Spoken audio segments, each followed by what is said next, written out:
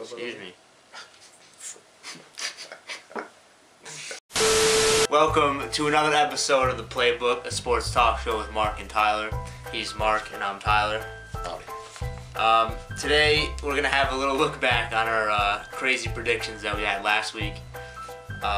Last week I did say that the Dallas Cowboys are going to obliterate the Pittsburgh Steelers. I mean, they did win, but it wasn't a shutout like I expected. Or a rout. Yeah, it wasn't domination, but more on that game later. Also, like you said last week. What did you say last week? I believe, hold on. I did say that if Cam Chancellor was healthy and playing, that the Seahawks would have a shot to beat the Patriots. And I guess I was right. So, missing Jamie Collins yet? More on that game later too. Also, finally, I said that Eddie Alvarez will knock out Conor McGregor in the third round of this fight. He will knock out Conor McGregor.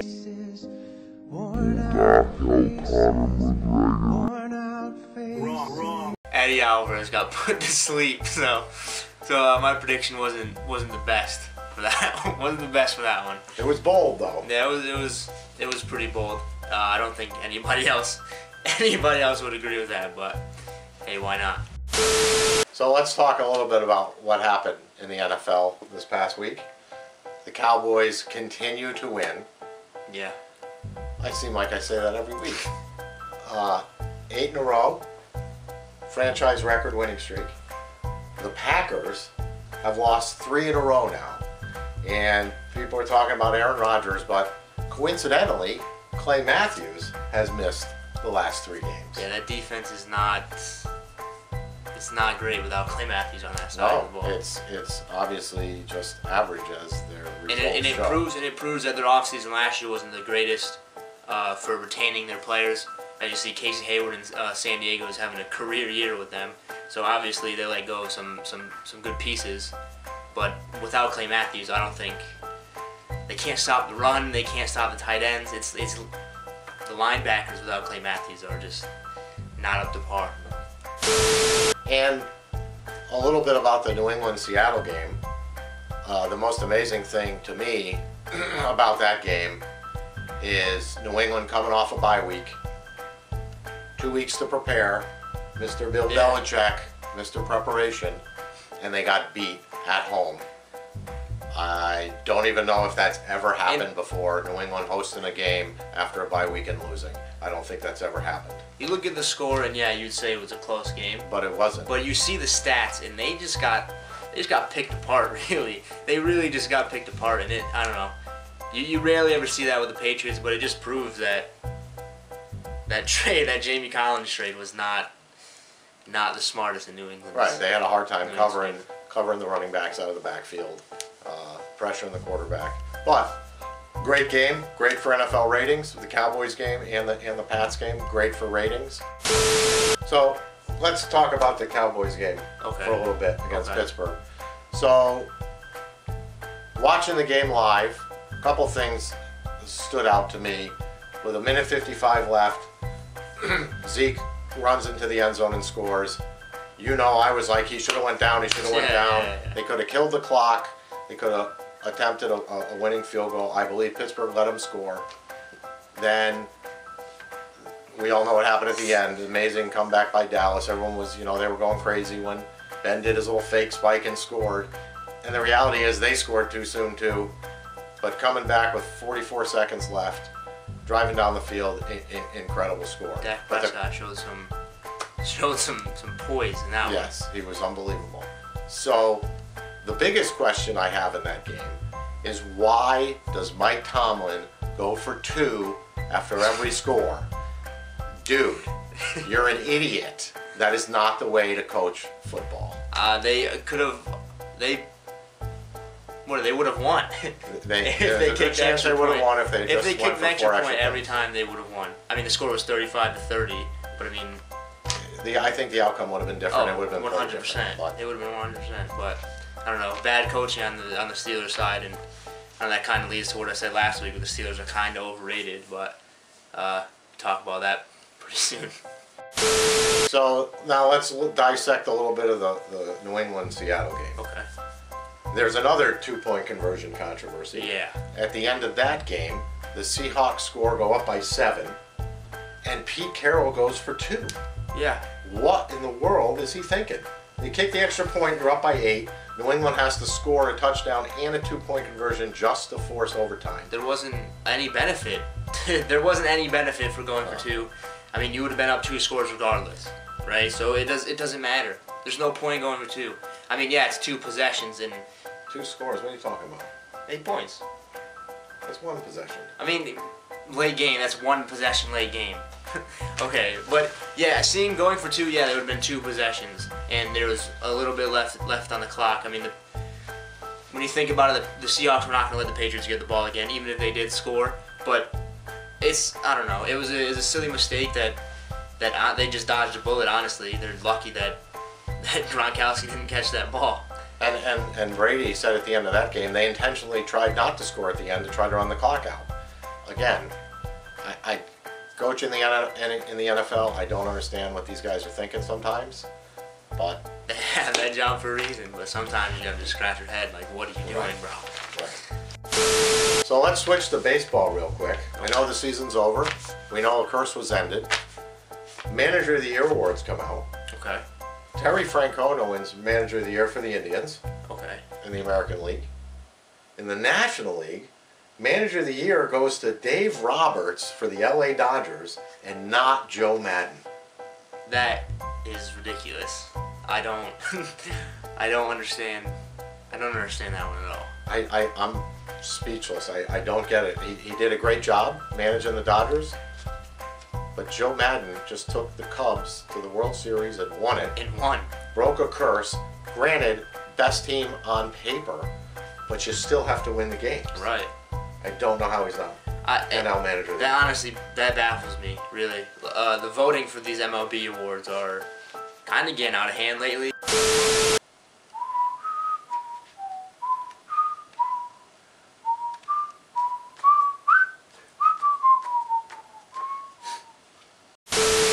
So instead of the mess up of the week this week, we kind of have like what are you doing? Like what were you thinking?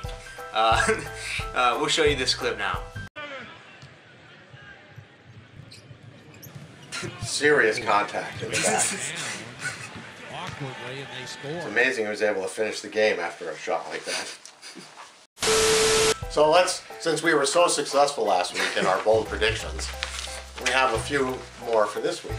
My bold prediction of the week is the Cleveland Browns are 0-10, right? Yes, they are. They are the worst team in football. Yes, they are. Horrible, okay? Statistics show that they are bound to win at least 1 game this year. And they are going against their division rivals in the Pittsburgh Steelers this week. The Steelers have to go into Cleveland after losing a harsh game to the Dallas Cowboys. I think the Cleveland Browns are going to beat the Pittsburgh Steelers this week, and they are going to improve to 1-10. We did say these were bold predictions, Bold, right? yeah, very, very bold prediction. Don't think it's going to happen. I think the Steelers are going to rout the Browns. What else? What else you got Also, for bold predictions? Bold predictions. You said the Seattle Seahawks are a legit contender with Cam Chancellor. They're rolling, right? They're I 100% agree. Yeah, them and Dallas are the tops in the NFC right now. If Seattle is showing to be what they used to be 2 years ago, they're going to go play the Philadelphia Eagles and they're going to shut them out. They're not going to have a point on the board, and that's my bold prediction. I don't think the Eagles are going to score a point on the Seattle Seahawks. I don't know what to say. I think Seattle's gonna crush them. I hope Seattle crushes them. Gee, I don't know why, but I don't know about a shutout. I don't see the Philadelphia Eagles scoring a point on the Seattle Seahawks, especially after that win they had the Patriots. It was impressive, but I just don't see Carson Wentz or Darren Sproles or Ryan Matthews. Your boy Ryan Matthews not gonna line up. I don't see them having a fun day. We have that down as one of our games of the week this week. Apparently you don't think so. No. How about Arizona, Minnesota? That That could be could go a either yawner. way. That game could be a serious yawner. That game could be very, very boring. It could be a combined. Here's my bold prediction for that game: combined 8 turnovers. In that game. 8 turnovers. 8 turnovers. Yep. Wow. Honestly, I could see it because Sam Bradford and Carson Palmer aren't really throwing to their team very good this past couple weeks. So yeah, I can honestly see that, and that's not that bold, seeing that it could happen. So it's week 10. Mm-hmm. Week 11. Okay, week 11. Get your numbers straight.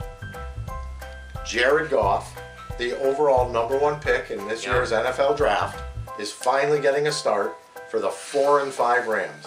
So did Jeff Fisher think they were going to make the playoffs, and that's why they waited to start him? Or, I mean, either way, that makes no sense. Even if they did make the playoffs, why would they put Jared Goff in when Case Keenum led them to the playoffs?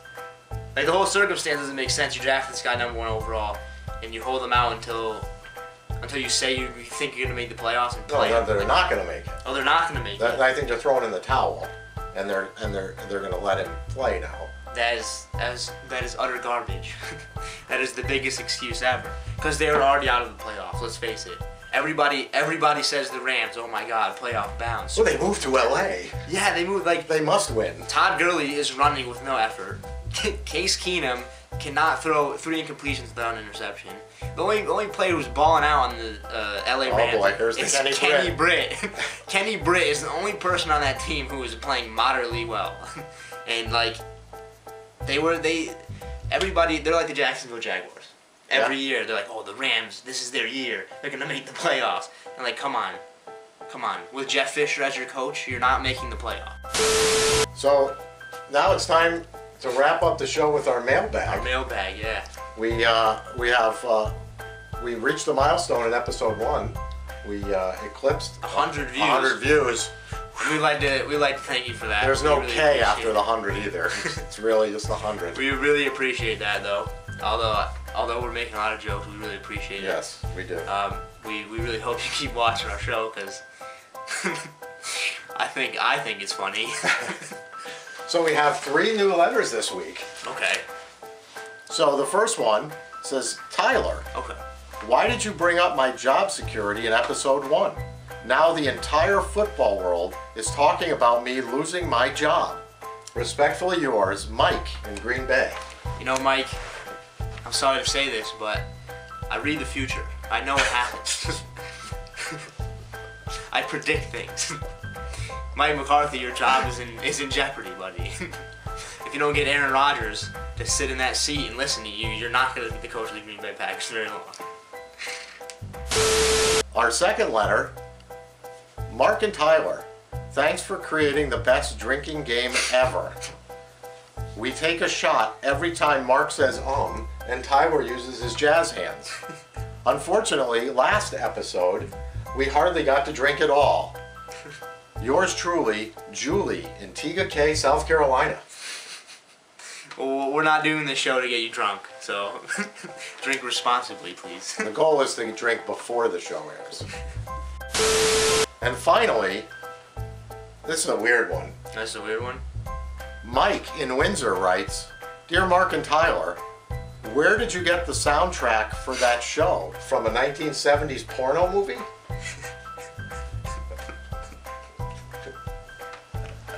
Hey Mike, you try and find some copyright-free music to put in the background of these shows. We're gonna wrap it up. We're not putting that in. Thank you for watching the latest episode of the Playbook Sports Talk Show with Mark and Tyler. Yeah. Thank you for rocking to the end. We appreciate it. Make sure you leave a like, subscribe, and share with all your family and friends. And if you want to, comment down below with some feedback. We're just trying to get better. We really appreciate you watching. Thanks for getting episode 1 to 100 views. Peace. See ya. I don't know. Good answer. I don't know. Like, you watch the football games and they are boring.